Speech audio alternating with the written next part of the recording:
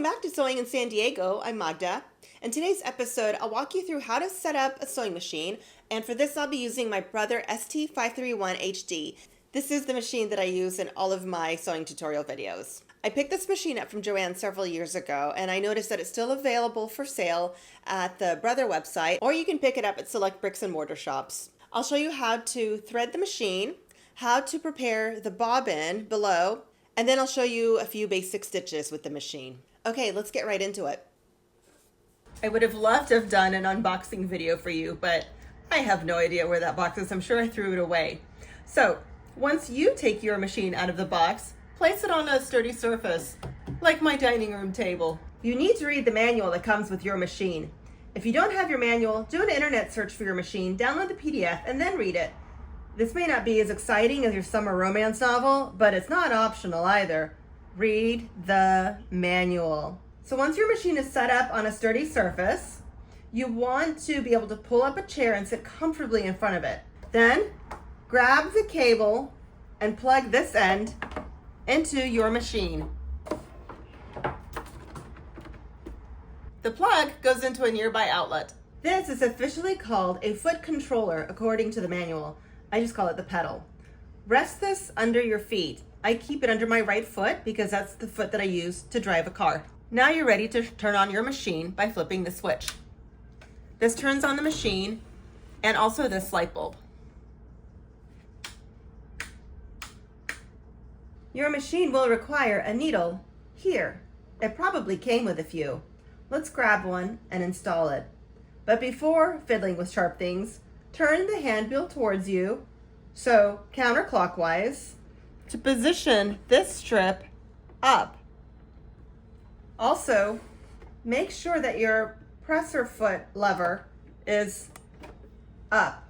Using this tool, which in my manual is labeled as the disc-shaped screwdriver, loosen this here by turning counterclockwise.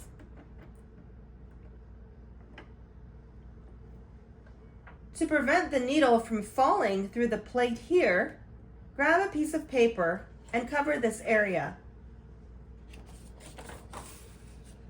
Then take your needle and notice that there is a flat side. That is the back of the needle. Insert it here.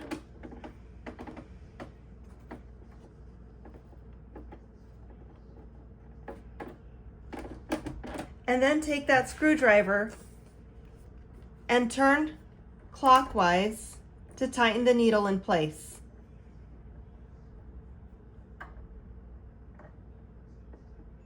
This is called a bobbin. Let's get some thread on it. You'll need a spool of thread first.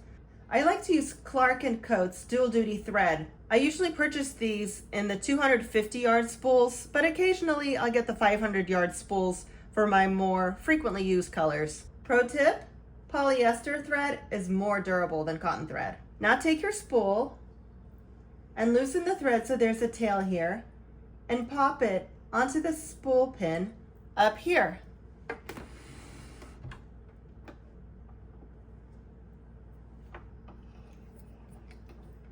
Don't worry about ripping the labels at the ends of your spool. Now place the spool cap onto the spool pin to secure your spool in place. Gently pull your thread, and following the instructions in your manual, thread it so that you can thread your bobbin.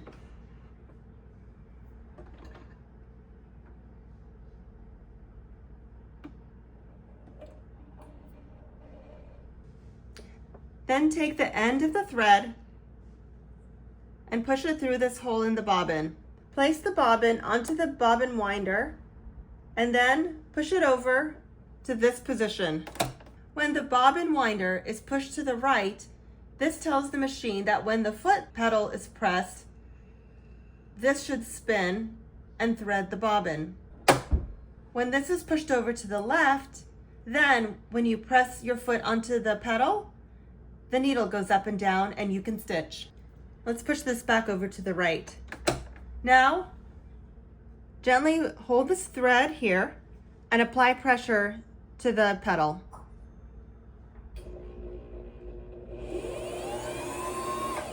Once the bobbin is full, it will stop spinning automatically.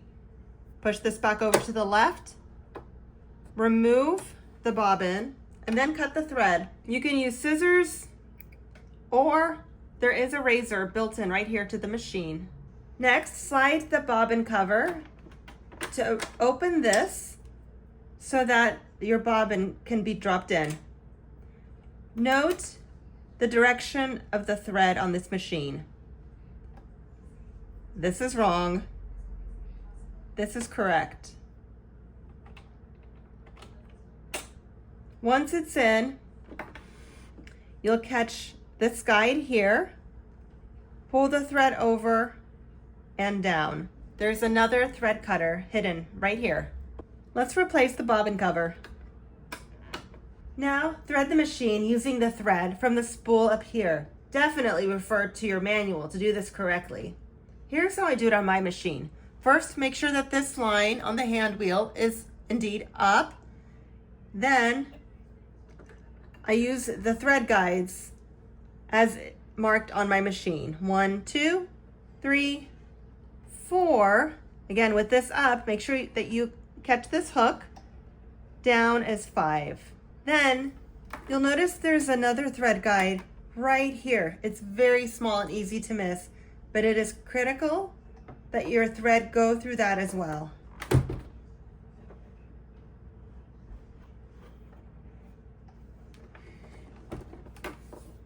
Here's how this looks.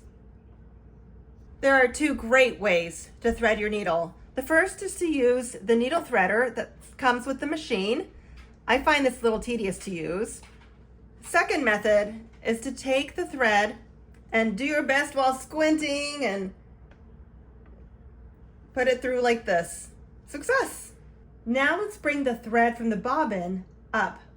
While holding onto the thread that's coming through the needle with your left hand, slowly turn the hand wheel counterclockwise, which will cause your needle and thread to catch the bobbin thread below and bring it up.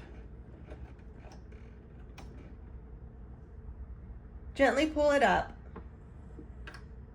By the way, in general, your hand wheel should only be turned in a counterclockwise direction. It's just a rule of thumb. If your machine doesn't have one on yet, let's get a presser foot in place. Your machine may have come with a few presser feet. This one is the one I use the most for straight stitching and zigzag stitching, which is 95% of my stitching. My manual refers to it as zigzag foot J.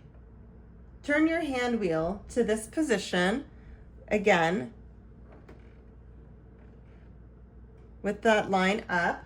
Then grab the presser foot and put it into place right there. If it's not cooperating, press the black button in the back. Negotiate by wiggling the foot a little and it should snap on. In my manual, it says to place the foot on the needle plate so the bar lines up with the shank. Then lower the presser foot lever, which will cause the foot to snap into place. I actually never do it this way, but it's a smart design. To release the foot, press that black button in the back again. This is the upper tension control dial. It controls the tension of the upper thread, which in turn affects how your two threads look on either side of your fabric when stitching. I rarely touch it. Doesn't mean you shouldn't, but I usually just leave it in the middle here on number 4. This is the stitch width dial. When straight stitching, it's important to turn this to the neutral position. That makes the distance from the needle to the measurements here accurate. Want to stitch with a 1-inch seam allowance? Your fabric's edge should line up with this line right here where you see the number 1. Turn the stitch width dial to see how it affects the needle's position.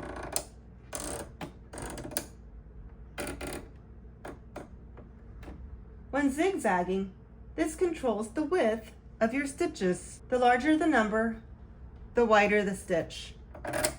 Let's leave it in the middle position. On my machine, it's between 3 and 4. This is the stitch length dial. This controls the length of your stitches. A setting of 4 indicates your stitches will be 4 millimeters long. I usually straight stitch at 2.75. This is your hidden accessory compartment. This holds whatever you'd like. I usually keep my spare needles in here, but this is also where I keep my secret chocolate stash.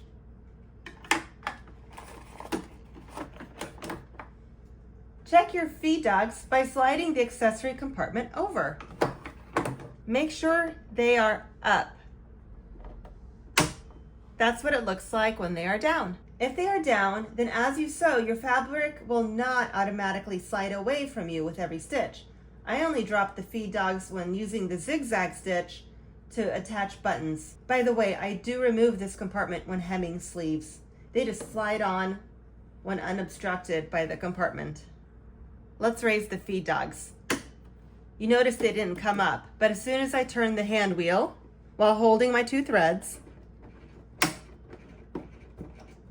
now they are back up and active again. I'll put this back. This is your pattern select dial. Rotate it to select various stitch pattern options that the machine offers. For now, select the straight stitch. On this machine, it's pattern number 2. I'll put the presser foot back on, and I'll take my top thread and I'll squeeze it through right here, and I'll grab the lower thread and then pull them both to the right. Now, before we start stitching, think about your posture. Is your chair comfortable? It should be. Are you slouching? You shouldn't be. Also, check your light. Make sure you have a well-lit space. Grab a lamp if you need to, but definitely don't sit in the dark. Your eyes will thank you later.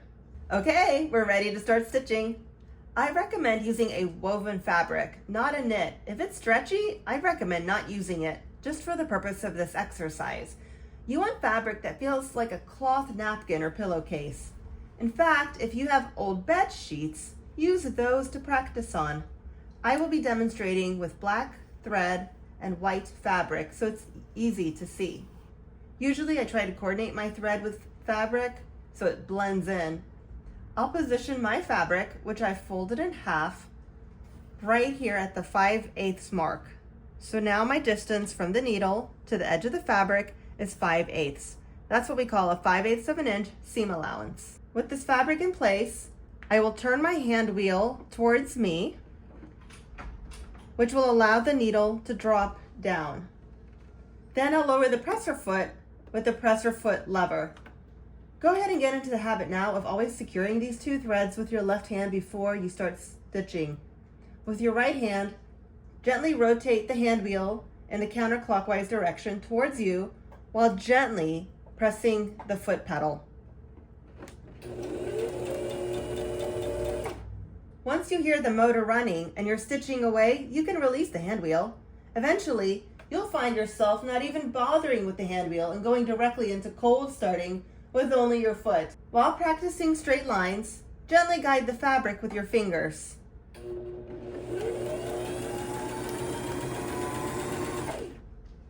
You can also practice on paper, pre-printed with straight lines. Once you're feeling confident, practice turning your fabric to create curves. This does take practice, like all skills.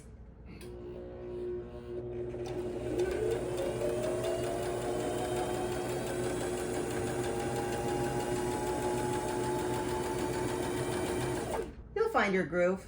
Once you're done stitching, release pressure from the foot pedal.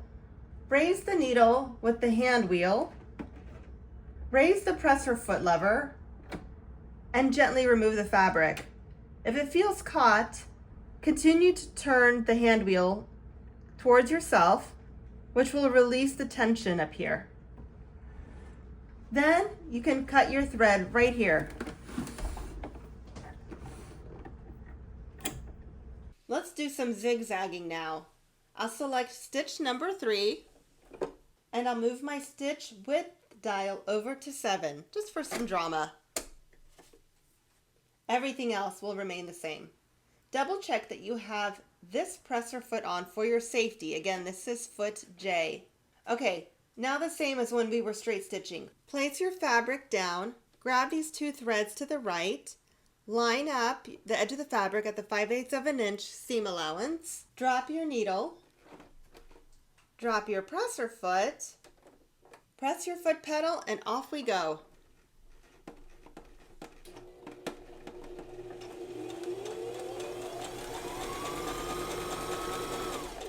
Now I'll raise the presser foot, I'll raise my needle, I'll slide the fabric over, and snip the threads. This stitch is great for working with stretchy fabrics, and it's terrific for finishing raw edges. Let's say we stitched 2 pieces of fabric together. Then you can do the zigzag over the edge here, which will prevent fraying. It helps prevent fraying both in the laundry and when wearing the garment. Once you start sewing regularly, be sure to schedule breaks. It's important to, grab a snack once in a while and to stretch. Otherwise, you'll have a very sore back. Trust me, I know firsthand. And then when you are done sewing, be sure to turn your machine off, and it's best practice to unplug it as well. Thank you so much for joining me today, and if you'd like to see more sewing content in your feed, please hit that subscribe button below, and I'll see you in the next video. Thanks so much. Bye.